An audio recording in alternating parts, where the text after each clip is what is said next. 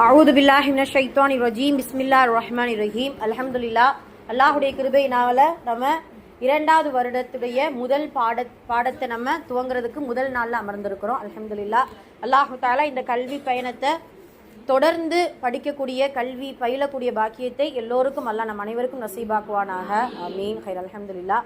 இந்த கல்வி திட்டத்தை இலகுவான முறையில் ரசூல் ஸல்லல்லாஹு அலைஹி வஸல்லம் அவர்கள் சொல்லிக் கொடுத்த அந்த துஆவை கொண்டு அல்லாஹும்ம லா சஹல இல்லா மா ஜஅல்னஹு சஹலன் வ அன்த தஜஅலுல் ஹுஸ்ன இதா ஷிஅத சஹலா. யா அல்லாஹ், நீ இலகுவாக்கிய காரியத்தை தவிர வேறு எதுவும் இலகுவானது அல்ல. நீ நாடிவிட்டால் எங்களுடைய காரியத்தையும் துயரத்தையும் இலகுவாக்கி விடுவாய். யா அல்லாஹ், எங்களுடைய காரியங்களை இலகுவாக்குவாயாக என்கின்ற துஆவுடைய பரக்கத்தை கொண்டு இன்ஷா அல்லாஹ் இன்றைய நாளுடைய முதல் பாடத்தை நம்ம ஆரம்பிக்க போகிறோம். அல்ஹம்துலில்லாஹ். ஆரம்பிக்கிறதுக்கு முன்னாடி சில நசீஹத்தை நம்ம கேட்டுக்குருவோம். அல்லாஹுடைய கிருபையினால ரசூல் ஸல்லல்லாஹு அலைஹி வஸல்லம் அவர்கள் சொல்லுவாங்க, யுஃபக்கிஹு ஃபித்தீன், யாருக்கு அல்லாஹ் நலவை நாடுகிறானோ அவர்களுக்கு மார்க்கத்தின் விளக்கத்தை கொடுப்பான் அப்படின்னு சொல்லிட்டு நபி ஸல்லல்லாஹு அலைஹி வஸல்லம் அவர்கள் சொல்லுவாங்க. அல்ஹம்துலில்லாஹ். உலகத்திலேயே ஆக மிகச் சிறந்த ஒரு இருப்பிடம், ஒரு மஜ்லிஸ் என்றால் அல்லாஹுடைய கலாம், அல்லாஹுடைய பேச்சு, திக்ர், இல்மு எங்கெல்லாம் கற்றுக்கொண்டு இருக்கிறோமோ அந்த மஜ்லிஸ் தான் உலகத்திலே மிகச்சிறந்த ஒரு மஜ்லிஸ். உலகத்திலேயே மிகச்சிறந்த கூட்டம் என்றால் கல்வி பயிலக்கூடிய, அதுவும் பயனுள்ள கல்வி பயிலக்கூடிய, அதுவும் அல்லாஹுடைய கல்வியை பயிலக்கூடிய கூட்டம் தான் மிகச்சிறந்த கூட்டம். அதே போன்று உலகத்திலேயே மிகச்சிறந்த மாணவர்கள் யார் என்றால், உலகத்தில் எத்தனையோ கல்விகளுக்கான மாணவர்கள் இருப்பாங்க. ஒவ்வொரு அந்த அதாவது அந்தந்த இதுக்கு தக்கன ஒரு மாணவர்கள் இருப்பாங்க. ஆனால் உலகத்திலே மிகச்சிறந்த மாணவர்கள் யார் அப்படின்னு சொன்னால் நபி ஸல்லல்லாஹு அலைஹி வஸல்லம் அவர்கள் மிகச்சிறந்த ஆசிரியர்கள் போல அவர்களுடைய பயின்றிருக்கக்கூடிய அந்த சஹாபாக்கள் தான் மிகச்சிறந்த மாணவர்கள்.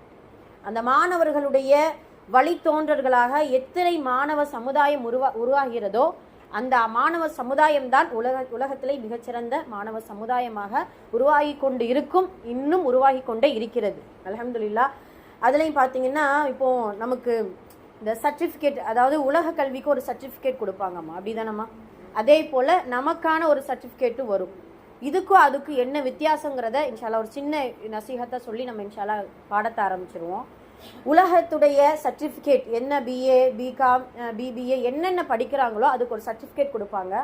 அதில் பார்த்தீங்கன்னா கீழே கையெழுத்து போட்டிருப்பாங்க. அதாவது இந்த யூனிவர்சிட்டியில், இந்த காலேஜில் என்னுடைய இந்த மாணவி படித்ததுக்கு நான் சான்றிதழ் கொடுக்குறேன்னு சொல்லி ஒருத்தர் கையெழுத்து போட்டிருப்பாரு. ஆனால் அந்த கையெழுத்து அவர் அதாவது பாடம் நடத்திய ஆசிரியர்களுடைய கையெழுத்தாக இருக்காது. எங்கேயோ ஒருத்தவங்க அதை நிர்வாகம் பண்ணக்கூடிய தலைமையில் ஒரு ஏசி ரூம்குள்ளே உட்காந்துட்டு அந்த மாணவர்களை பார்த்தது கிடையாது, அவங்களுக்கு சொல்லி கொடுத்தது கிடையாது. அவர் தான் உட்காந்து என்ன செஞ்சிருப்பாரு, கையெழுத்து போட்டு சைன் போட்டு கிரீன் கலர் லெட்டில் சைன் போட்டு கொடுத்துருவாங்க. இது சர்டிஃபிகேட், அந்த அவங்களுக்கான சர்டிஃபிகேட். இப்போ நாம் இன்ஷா அல்லாஹ் சனது, இந்த சனதுக்கிறது வார்த்தைக்கு என்ன அர்த்தம், என்னைக்கு யாராவது நம்ம தெரிஞ்சிருக்கோமா? சனது என்கின்ற வார்த்தைக்கு என்ன அர்த்தம்? பட்டம் அப்படியா? கிடையாது. சான்றிதழ் கிடையாது. சனது என்கின்ற வார்த்தைக்கு சங்கிலி தொடர் என்று அர்த்தம். சங்கிலி தொடர். சுப்ஹானல்லாஹ். அதில் இப்போ எனக்கு சனது கொடுத்துருக்காங்க அப்படின்னா அந்த சனதில் நான் நேரடியாக பயின்ற என்னுடைய உஸ்தாதுடைய கையெழுத்து அதில் இருக்கும். எனக்கு நேரடியாக பாடம் நடத்திய உஸ்தாதுடைய கையெழுத்து அதில் இருக்கும். அந்த உஸ்தாத் யார்கிட்ட இருந்து பாடம் கற்றுக்கொண்டாங்களோ அவர்களுடைய கையொப்பம் அதில் இருக்கும். சுப்ஹானல்லாஹ். ஆமாம், அந்த ஜென்ரேஷன் அவங்க ஹயாத்தா யார் எது வரைக்கும் அவங்க இருக்கிறாங்களோ அவங்களோட அந்த அந்த இப்போ நாங்கள் ஹாஸ்டலில் படிச்சிருக்கோம் அப்படின்னா அந்த நிர்வாகஸ்தாருடைய கடைசி நிர்வாகஸ்தாருடைய கையெழுத்து வரைக்கும் அதில் இருக்கும். இது எப்படி ஆகும் அப்படின்னா, இப்போ நான் பயின்றேன் அப்படின்னா என்னுடைய உஸ்தாத், அவங்களுடைய உஸ்தாத் கையப்போ 2-3 தான் இருக்கும். ஆனால் அந்த சங்கிலி தொடர் எங்கே போய் முடியும் தெரியுமா? அந்த சனதுடைய தொடர் நபி ஸல்லல்லாஹு அலைஹி வஸல்லம் அவர்களோடு முடியும். சுப்ஹானல்லாஹ். நபி ஸல்லல்லாஹு அலைஹி வஸல்லம் அவர்களோடு அந்த சங்கிலி தொடர் முடியும். அதற்கு பெயர் தான் சனது அப்படின்னு சொல்லுவாங்க, சங்கிலி தொடர். எங்கள் உஸ்தாத் அடிக்கடி சொல்லுவாங்க, நீங்கள் உங்களுடைய சனது, உங்களுடைய பட்டம் நீங்கள் நேர்வழியை விட்டு தவறும் பொழுது உங்களுடைய சனது உங்களை சீர்திருத்தும். அதே இது அந்த சனதை மதிக்காமல் நீங்கள் நேர்வழி விட்டு தவறி போயிட்டீங்கன்னா சனதை அப்படியே திருப்பி போட்டிங்கன்னா என்ன ஆகும் தெரியுமா? சா சி நூன் தால் சனதை திருப்பி போட்டோன்னா தனஸ்ன்னு ஆயிரும். தனஸ் என்றால் அழுக்குன்னு அர்த்தம். சுப்ஹானல்லாஹ். தனஸ் என்றால் அழுக்கு அப்படின்னு அர்த்தம். அப்ப நீங்க சனது வாரியா இந்த உலகத்துல நீங்க வாழ்ந்து நீங்க என்ன கல்வி கற்றுக்கொண்டீங்களோ அது போல நீங்க நடந்தீங்கன்னா சங்கிலி தொடர் போய் நபி ஸல்லல்லாஹு அலைஹி வஸல்லம் அவர்களோட முடியும். ஆனால் சனதை வாங்கிவிட்டு அதை வழி தவறி வழி பிறண்டு கல்வி கற்றது ஒரு பக்கம் இருக்குது, நான் இப்படித்தான் வாழ்வேன் அப்படின்னு சொல்லிட்டு நஃப்ஸோடு நீங்கள் வாழ்ந்து கொண்டிருந்தீர்களால் அதற்கு பெயர் சனது கிடையாது, அதற்கு பெயர் தனஸ் அப்படின்னு சொல்லுவாங்க. மஆதல், அல்லாஹ் பாதுகாக்கணும். அப்போ அல்ஹம்துலில்லாஹ் நம்ம சனது என்கின்ற ஒரு பட்டத்தை, ஒரு சங்கிலி தொடருடைய 2ஆம் வருடத்துடைய பாடத்திட்டத்தில் நம்ம இருக்கிறோம். அப்போ அந்த சங்கிலி தொடரை இறுக்கமாக நம்ம பிடிச்சிக்கிறோம் இன்ஷா அல்லாஹ். அந்த இறுக்கமாக பிடிச்சி அதன்படி இன்ஷா அல்லாஹ் நடக்கக்கூடியவர்களாக இருக்க வேண்டும். நபி ஸல்லல்லாஹு அலைஹி வஸல்லம் அவங்க சொல்லுவாங்க சஹாபாக்கள்கிட்ட, ஒரு பெரும் போரை முடிச்சுட்டு வந்து எப்படி சொல்லுவாங்க தெரியுமா? அந்த வார்த்தையை கவனிங்களேன். நாம் சிறிய போரை முடித்து விட்டோம், பெரிய போருக்கு இனிமேல் ஆயத்தமாகி விடுவோம் சொல்லுவாங்களாம். சஹாபாக்கள் கேட்பாங்க, அல்லாஹுடைய தூதரே, சிறிய போரா? உயிரை கொடுத்து பொருளாதாரத்தை இழந்து குடும்பங்களை இழந்து நாங்கள் நம்ம எவ்வளோ பெரிய போரிட்டு நாம் வந்திருக்கிறோம், இதுக்கு பேர் சிறிய போர்னு வச்சிருக்கீங்களே, அப்போ பெரிய போர் எது அப்படின்னு கேட்கும் பொழுதுதான் நபி ஸல்லல்லாஹு அலைஹி வஸல்லம் சொல்லுவாங்க, நஃப்ஸோடு போராடுவது தான் பெரும் போர், பெரிய போராட்டம். சுப்ஹானல்லாஹ். அப்போ அந்த போரில் கூட உயிரை கொடுத்து பொருளாதாரத்தை கொடுத்து எல்லாத்தையும் இது பண்ணி நம்ம வெற்றி காண்டலாம். ஆனால் இந்த நஃப்ஸோடு போராடும் பொழுதுதான் அதுதான் பெரும் போராட்டம். நம்ம நபிமொழி படிச்சிருக்கோம் இல்லையா, யார் போராளி என்றால், யார் வீரன் என்றால் நஃப்ஸோடு போராடுபவன் தான் பெரும் மாவீரன் அப்படிங்கிறத நபி ஸல்லல்லாஹு அலைஹி வஸல்லம் சொல்லுவாங்க. அல்ஹம்துலில்லாஹ், இந்த முதல் நாள் எவ்வளவு ஆர்வத்தோடு நம்ம இவ்வளவு பரக்கத்தை நம்ம வந்திருக்கோமோ அதே போல இன்ஷா அல்லாஹ் இனி வரக்கூடிய நாட்களிலேயும் இந்த நஃப்ஸோடு தான் போராடணும். போராடி போராடி போராடி என்னெல்லாம் வஸ்வசா வருதோ அதெல்லாம் தவிர்த்துட்டு, சோம்பேறித்தனம் வரும், தூக்கம் வரும், சில இடர்பாடுகள் வரும், வேலை பளு வரும், என்ன வேற ஏதாவது. இப்போ நமக்குள்ளே மாணவர்களாக நம்ம நிறைய பேர், நம்ம ஒரு 10 பேர் 4 பேர் சேர்ந்ததெல்லாம் எங்களுக்குள்ள நிறைய சண்டை வரும். இத்தனை பேர் சேர்ந்துருக்கோம், சின்ன மனஸ்தாபம் வரும், உட்கார இடத்துல மனஸ்தாபம் வரும், சொல்கிற நேரத்தில் ஏதாவது மனஸ்தாபம் வரும்.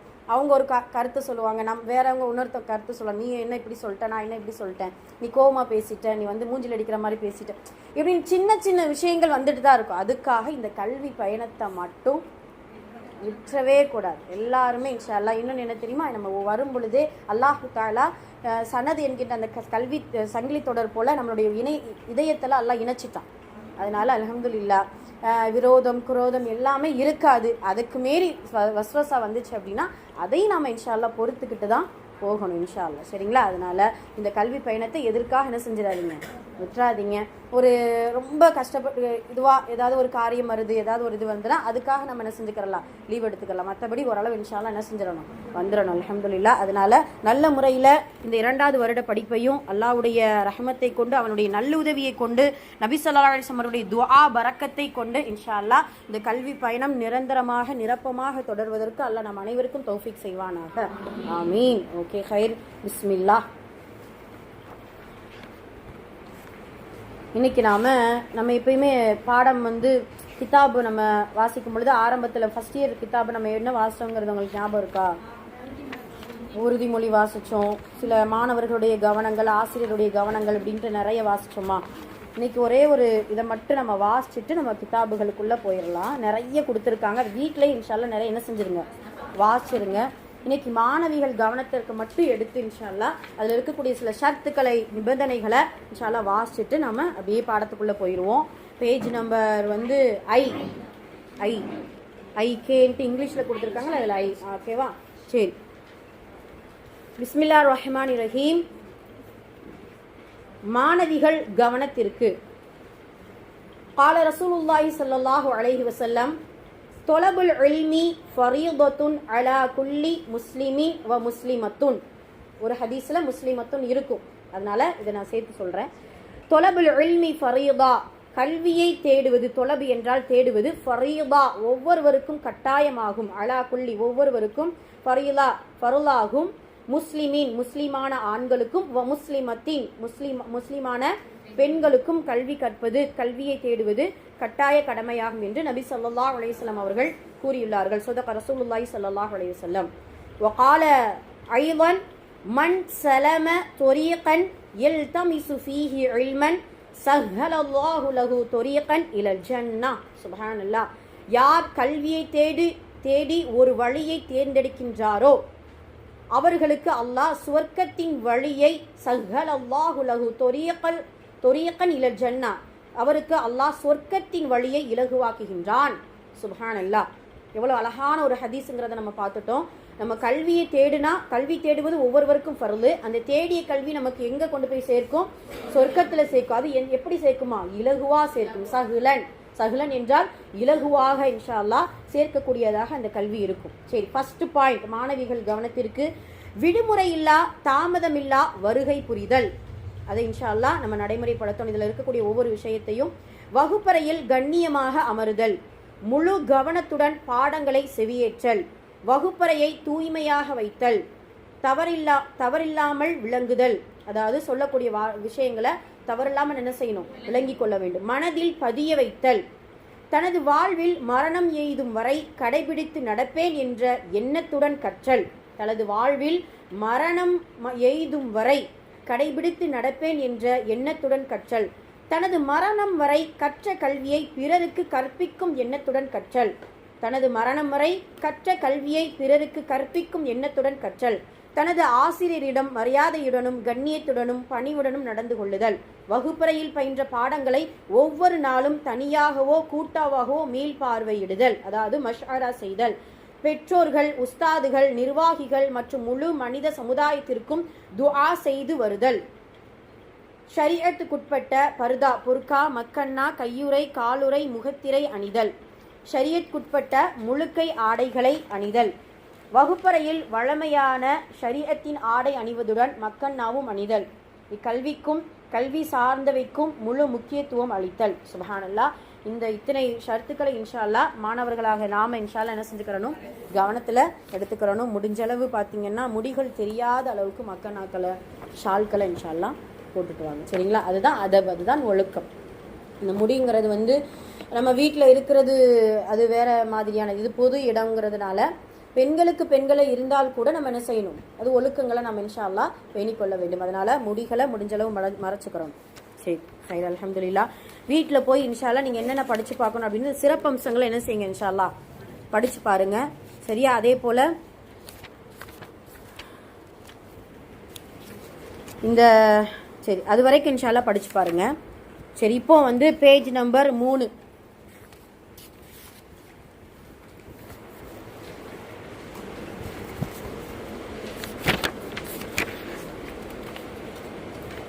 சரி, நாதிரத்துல் குர்ஆன், இந்த சப்ஜெக்டுடைய பேர் என்ன? நாதிரத்துல் குர்ஆன் அப்படின்னா என்ன அர்த்தம்? குர்ஆனை மேல் பார்வையிடுதல் அர்த்தம். குர்ஆனை நவரனா பார்த்தான் அப்படின்னா என்ன அர்த்தம்? குர்ஆனை நோக்கி உற்று நோக்கி படியுங்கள் அப்படிங்கிறது அர்த்தம். குர்ஆனை மேற்பார்வையிடக்கூடிய ஒரு சப்ஜெக்ட் நாம இன்ஷா அல்லாஹ் படிக்க போறோம். நாதிரத்துல் குர்ஆன். நாதிரத்துல் குர்ஆன் என்றால் குர்ஆனை பார்த்து ஓதுவதற்கு நாதிரா குர்ஆன் என்று சொல்லப்படும். குர்ஆனை பார்த்து ஓதுவதற்கு என்ன பேரு? நாதிரத்துல் குர்ஆன் என்று சொல்லப்படும். எடுத்தாச்சா? எல்லாம் பேஜ் எடுத்தாச்சுல? சரி, நல்லா கவனமா கேட்கணும். ஆர்வம் ஊட்டுதல். ஹதீஸ், நபி ஸல்லல்லாஹு அலைஹி வஸல்லம் அவர்கள் சொன்னார்கள், எவர் குர்ஆன் ஷரீஃப் ஓதி அதை தம் வாழ்விலும் கடைபிடிக்கிறாரோ அவருடைய பெற்றோருக்கு மறுமை நாளில் ஒரு கிரீடம் அணிவிக்கப்படும். அதன் ஒளி சூரியனின் ஒளியை விட பிரகாசமாய் இருக்கும். அப்படி சூரியன் உங்கள் வீட்டில் உதித்தால் எவ்வாறு இருக்குமோ அதைவிட அதிகமாக பிரகாசம் அந்த கிரீடத்தில் இருக்கும் அப்படிங்கிறத நபி ஸல்லல்லாஹு அலைஹி வஸல்லம் அவர்கள் நமக்கு சொல்லி காட்டுறாங்க. இது எதன் மூலமாக எந்த நன்மை கிடைக்குது? குர்ஆன் ஷரீஃபை ஓதி அதன்படி நம்ம வாழ்க்கையில கடைபிடித்தவர்களுக்கு சூரியன் ஒளியிலான ஒரு அழகான ஒரு கிரீடம் நமக்கு அறிவிக்கப்படும். தாஜுல் கிராமா. பெற்றோருக்கே இந்த அளவு மரியாதை என்றால் அதை ஓதியவருக்கு எவ்வளவு மரியாதை கிடைக்கும் என்பதை எண்ணி பார்க்க வேண்டும். ஹதீஸ், அப்துல்லா இப்னு மஸ்ஊத் ரலியல்லாஹு அன்ஹு அவர்கள் அறிவிக்கிறார்கள், எவர் குர்ஆனில் ஒரு எழுத்தை ஓதுவாரோ அவருக்கு ஒரு நன்மை உள்ளது. அந்த ஒரு நன்மை 10 நன்மைக்கு சமமாகும். நான் அலிஃப் லாம் மீம் ஓர் எழுத்து என்று கூறவில்லை, மாறாக அது 3 எழுத்துக்களாகும். அதற்கு 30 நன்மைகள் கிடைக்கும் என நபி ஸல்லல்லாஹு அலைஹி வஸல்லம் அவர்கள் சொன்னார்கள். எனவே நாம் மிக அதிகமாக குர்ஆனை ஓதி மறுமை வாழ்வில் மிக அதிகமான நன்மைகளை பெற முயற்சி செய்ய வேண்டும். ஏனென்றால் அங்கே காசு பணம் வேலைக்கு ஆகாது, இந்த நன்மைகளே காரியத்திற்கு ஆகும் என்பதை நினைவில் வைத்துக் கொள்ள வேண்டும். அப்படிங்கிறத நமக்கு ஆர்வமூட்டக்கூடிய சில விஷயங்களாக நமக்கு கொடுத்திருக்கிறாங்க. ஆசிரியர் கவனத்திற்கு பாருங்க. குர்ஆனின் பாடத்தில் 29, 30 ஆகிய ஜுசுவுடன் சூரா பக்ரா, சூரா ஆல இம்ரான், சூரா நிசா ஆகியவைகளையும் தரப்பட்டுள்ளன. மாணவிகளில் லேசிற்காக சூரா நாஸிலிருந்து வரிசைப்படுத்தப்பட்டுள்ளன. ஏனெனில் மாணவிகள் ஏற்கனவே கடைசியுள்ள சூறாக்களை மனனம் செய்துள்ளதால் அதை பார்த்து ஓதவும் தஜ்வீது சட்டங்களை சொல்லவும் இலகுவாக இருக்கும். அப்படி ஒரு மாணவி இந்த பாடத்தை நடையாக ஓதி முடித்து விட்டால் சூறாக்கள் மனன பாடத்தை மனனம் செய்வித்த பிறகு நாலிரா குர்ஆனை தொடர்ந்து ஓதி தரலாம். அதிக வயதுடைய மாணவிகள் தஜ்வீது சட்டங்களை அப்படியே சொல்ல வேண்டும் என்ற அவசியமில்லை. மாறாக தஜ்வீது சட்டப்படி ஓதினால் போதும் அப்படிங்கிறத நமக்கு சொல்லிக் கொடுக்குறாங்க. சரியா? என்ன சொல்றாங்க? ஆமாம், அடுத்ததான் சொல்லியிருக்காங்க. சரி, ரைட். இதில் என்ன கொடுத்துருக்காங்கன்னு பார்த்தீங்களா? இதெல்லாம் வந்து நம்ம குர்ஆன் பார்த்து ஓதக்கூடிய இந்த பாடம் 1, பாடம் 2. இந்த இப்போ வாசித்ததுலேருந்து பேஜ் திருப்பக்கூடாது. இப்போ வாசித்ததுக்கு கீழே பாருங்கள் அட்டவணை கொடுத்துருக்காங்களா? அதெல்லாம் நம்ம என்ன செய்யணும்? தினந்தோறும் இதை பார்த்து வாசிக்கணும். குர்ஆன் நாலிரத்துல் குர்ஆனா வாசிக்கணும் இன்ஷா அல்லாஹ். சூரா நாஸ்லேருந்து கடைசி என்ன பாடம் 10 இதுவரை கொடுத்துருக்காங்க. சூரா நிசா வரை நம்ம வாசிக்கணும். ஆனால் அல்ஹம்துலில்லாஹ் நாம் இதை எப்படி எடுத்துக்கலாம் அப்படின்னு சொன்னால், இப்போ நாம் வந்த உடனே ஆரம்பத்தில் ஓதிட்டே இருக்கோமா அதுதான் நாலிரத்துல் குர்ஆன். பார்த்து நம்ம என்ன செஞ்சுட்ருக்கோம்? ஓதிட்டே ஒரு ஆயத்து 2 ஆயத்து 3 ஆயத்து ஓதுறோமா? அல்ஹம்துலில்லாஹ். சரி, இதுவே போதுமானது தானே? இந்த சூறாக்களை மறுபடியும் நாஸ்லேருந்து இது பண்ணி எடுத்து உதவா இல்லை என்ன செய்யலாம்?